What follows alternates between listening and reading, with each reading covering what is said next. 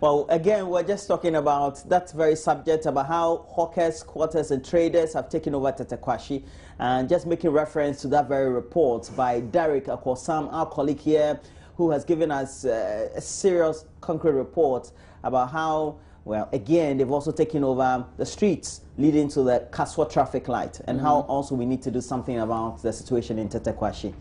The good thing I always keep saying is that we have all the top brass of our society applying that route. If they don't see what's happening, then we don't know who will. All right, let's mind our business this morning. We want to check out what some of the newspapers are reporting in terms of headlines. Roland is going to do that quickly, and I will check out what's trending on the news portals. Okay, so we have on the front page the daily the daily guide will start with us. I'm trying to shift this. Okay, right, all right, okay. Daily guide. Nana picks MPP campaign manager.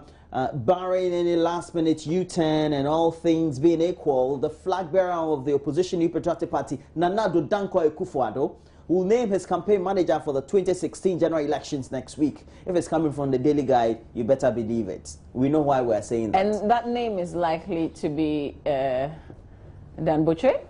Dan Butchie? Well, his name came up strongly. All right. I think yesterday another name came up. Or it could be Peter McMahon. Okay, yeah. We're not too sure. That's a very strong man as well. Yeah. Peter, I say Peter. Government stops workers' pay, and government has initiated moves to stop the salaries of workers who are currently on strike. We're talking about medical doctors. And Spiogabra gasps for air. For more indication, Trade Minister Spiogabra is struggling to save his position following claims that he's bracing up to contest President. I hope this one is coming for Daily Guide.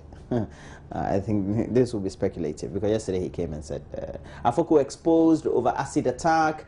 But on the front page of the Finder, well, we have $175 million palm oil imported in 2014 as one-year plan to achieve import parity abandoned. That should get us all worried, especially when we know that we said we want to do a lot more production and improve the sector in our country. We are determined to press home our demands. That's the Ghana Medical Association. We'll go up again. The General Telegraph, okay, and has on the front page Atamils to run in NDC primary. Oh, talking about Samuel Atamils. His posters apparently are flooding the central region as the junior brother of the late President John Evans Atamils gears up to contest the NDC primaries in the Komenda Edinegwa Fuebrim constituency. I know that very constituency very well. And government warns homowa troublemakers. We also have on in the business paper, the Business and Financial Times, on the front page, Bank of Ghana adjusts monetary policy rate at 24%. Real workers test for Mahama in 2016.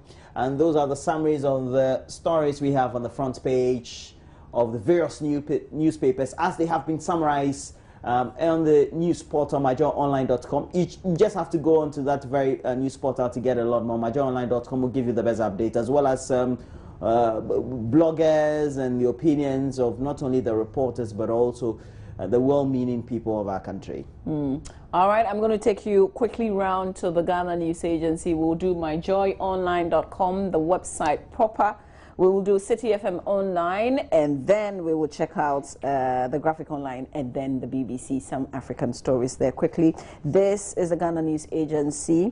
Government to issue some 500 million Ghana cedis bond in August. We're told IDEC holds discussions on African democracies, business and economics. GIPA calls on exporters to focus on export volumes. That's another story right there. Regional Minister TMA present items to Traditional Council. More children out of school because of levies. That's very worrying, but that's another story on the website, the Ghana News Agency. I will take you back to myjoyonline.com. We will check out what the website is reporting. Striking doctors, university teachers, others to lose salaries. That's according to government. Roland did mention it. One of the newspapers also captured it. So it's just the rule of if you don't work, you don't get paid. So if you're partially on strike or you're fully on strike, you also don't get to be paid. Resign or not to resign, doctors decide on Friday. Can they really do it? Apostle Achimjima challenges flood victims not to resort to arms begging. And this story, I'm going to open it up and share a bit of it for you or with you.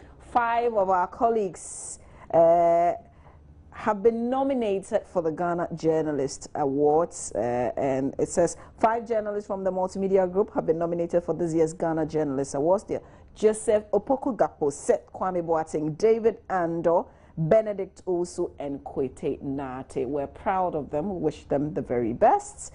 And I'll take you back to cityfmonline.com. Let's see what the website is reporting this morning. Ignore MPP's red flags on voters' ID. That's according to Kofi Adams.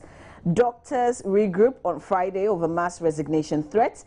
Dead Goats Mahama is tired and confused. That's according to Sir John. Striking doctors to lose their salaries. NPP raises red flags. Okay, that story repeated right here. And then I will take you to the online portal of the Daily Graphic. Just before we do the BBC, you know, there was another Boko Haram blast exactly in Nigeria. Church of Christ organizes seminar for youth in Accra Traditional Council to address irresponsible parenthood. National service postings to rural areas is an advantage. That's what the NASPA president is saying. That is on the graphic online. And then this subject of Boko Haram attacks in Nigeria. I'm just pulling that up quickly and I'll share bits with you. An explosion at a crowded market in the northeast state of Borno in Nigeria has killed at least 47 people, according to officials. As many as 52 people are believed to have been injured, a military source told Reuters news agency.